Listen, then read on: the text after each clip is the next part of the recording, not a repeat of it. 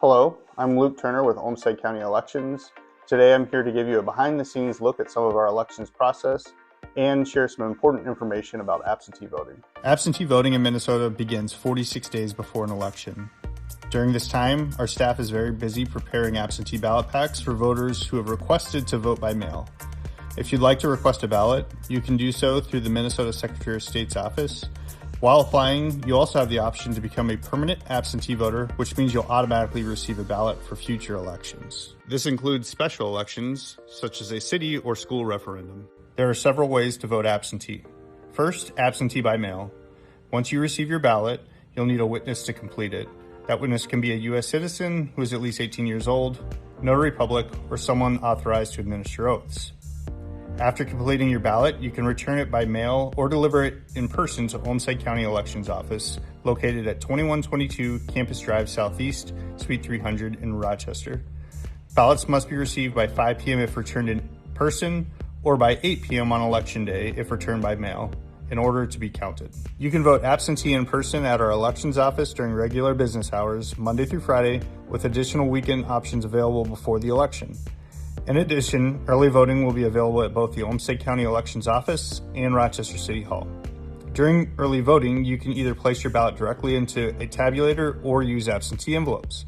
Both locations will offer weekday and weekend voting opportunities. During a general election, expanded weekend voting is available, including Saturdays and a Sunday before Election Day. For specific dates and hours, please visit OlmstedCounty.gov and search elections. Now let's take a look at what happens when those absentee ballots come back to our office. There are several ways ballots are returned: by mail through the U.S. Postal Service or in person at the elections office. Once ballots are received, they're always handled by at least 2 staff members of the elections team and stored securely each day. Next, the absentee ballot board meets to complete a process called ballot boarding. The ballot board is made up of both staff and election judges. During this step, 2 trained ballot board members examine every ballot. They verify that each voter submitted only one ballot and check important details like signatures and identification numbers to confirm the voter's identity. They also inspect the envelope to ensure it hasn't been tampered with. Once accepted, each ballot is recorded in the statewide voter registration system. Each morning, our team runs a report of all accepted ballots and reconciles them to the number of physical ballots in our secure ballot room to ensure everything matches exactly. Starting 18 days before the election, accepted signature envelopes are processed by precinct by the ballot board. Before envelopes are opened, 2 ballot board members count and verify the total number of accepted signature envelopes for each of those precincts. Ensure that number matches the total on record. Any discrepancies are documented in the ballot board incident log. Once verified, 2 ballot board members open the accepted signature envelopes and separate the ballot envelope from the voter signature material. This step protects voter privacy by ensuring no connection can be made between a voter's identity and their ballot. The ballot envelopes are then opened and ballot board members remove the ballots. Ballot board members will then count and record the ballots again to confirm the total matches the number of accepted signature envelopes. Any discrepancies are again documented and reviewed. Ballots are then prepared as needed for tabulation according to Minnesota election law.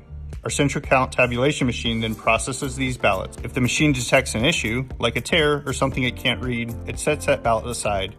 Those ballots go through a duplication process where 2 election judges carefully transfer the voter's choice to a new ballot to ensure that that can be read by the machine.